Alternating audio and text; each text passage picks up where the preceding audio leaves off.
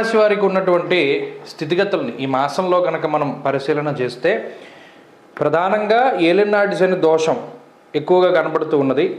అయితే ఈ మాసంలో ఏలినాటి శని దోషం ఎంత ప్రధానమైందో రవి యొక్క బలం అంతే ప్రధానమైనటువంటిది. అంటే అటు దశమ రవి కానీ 16వ తారీఖున మారేటువంటి లాభ రవి కానీ ఈ రెండూ కూడా రవి బలాన్ని సూచిస్తున్నాయి. అలాగే 2వ స్థానంలో ఉన్నటువంటి రాహు శుభ ఫలదాతగా చెప్పచ్చు. 6వ స్థానంలో ఉండేటువంటి కుజుడు యోగ్యమైనటువంటి గ్రహం. అంటే ఈ మాసంలో 1, 2, 3 చంద్రుడితో కలుపుకుని 4 అంటే ప్రధానమైనటువంటి గ్రహాల యొక్క అనుకూలతల మధ్యలోనే ఈ మాసం కూడా ఈ రాశి వారికి వెళుతోంది. కుంభరాశి వారికి డిసెంబర్ నెల కూడా నవంబర్ ఎంతైతే అద్భుతంగా ఉందో మీరు గమనించండి. నవంబర్ నెల చాలా బాగుంటుందని నేను అక్టోబర్లో ఈ నవంబర్ మాస ఫలితాలు వీడియో చేశాం. అందులో మీరు అంటే గత నెల మాస ఫలితాలు చూడండి, మీకు అర్థమవుతుంది. ఎందుకంటే జ్యోతిషం అంతా కూడా ఎంత మనం యాక్యురేట్గా చెప్పగలుగుతున్నాం అనేటువంటి దాని మీదే ఆధారపడి ఉంటుంది. గత నెల కూడా నేను ఇదే విషయం చెప్పాను. ఇంకా అప్పటికి రవి బలం లేదు, రవి బలం వస్తోంది.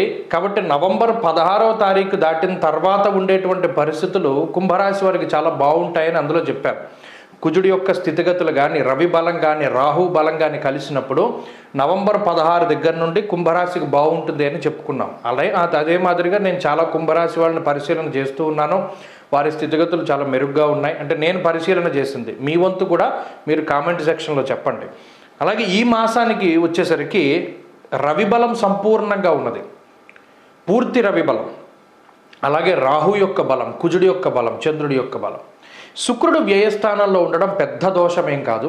వక్రించినటువంటి గురుడు తాలూకు ఫలితాలను కూడా మనం కొంత తక్కువగానే చూడొచ్చు. ఎందుకంటే కుజుడు చాలా బలమైన గ్రహంగా ఉన్నప్పుడు ఇక్కడ కుజుడు ఏ విధమైనటువంటి గ్రహంగా ఉన్నారు? ధనలాభో, ధాన్యలాభో, వస్త్రలాభో, యశస్తథ లాభాన్ని కలిగించే గ్రహం. అంటే కుజుడు ఏం చేస్తున్నారు? లాభాన్ని కలిగిస్తున్నారు. లాభం అంటే ఏంటి? మనం పెట్టుబడి పెట్టినా పెట్టకపోయినా మనం ఆశించినటువంటి దానికన్నా ఎక్కువగా వస్తే దాన్ని లాభము అంటాం. కొంత పెట్టుబడి పెట్టాం 10 రూపాయలు, 11 వచ్చినా లాభమే. కానీ కుజుడు 11 ఇవ్వడు, 20 ఇస్తాడు. కుజుడి యొక్క స్థితి అటువంటిది. కాబట్టి అటు కుజుడి యొక్క బలం చాలా ప్రధానంగా ఉన్నది. రవి యొక్క బలం ఉండడం వల్ల ఆత్మస్థైర్యం, అర్ధసిద్ధి, సదారోగ్యం, బంధు సంతోషవర్ధనం. బంధువులు, మిత్రులు, స్వజనులు, మిమ్మల్ని నమ్ముకుని ఉన్నవాళ్ళు వీళ్ళందరూ ఆనందంగా ఉంటారు. ఎందుకు ఉంటారో వాళ్ళకి కావాల్సిన నీడ్స్, అంటే వాళ్ళ నీడ్స్ మీరు ఫుల్ఫిల్ చేసినప్పుడు. వాళ్ళ నీడ్స్ మీరు ఫుల్ఫిల్ ఎప్పుడు చేస్తారో మీకు ఆ శక్తి, ఆ క్యాలిబర్ ఉండి ఆ పటుత్వం ఉన్నప్పుడు, మీరు చేయగలిగే సామర్థ్యమైనటువంటి స్థితి మీకు ఉన్నప్పుడు.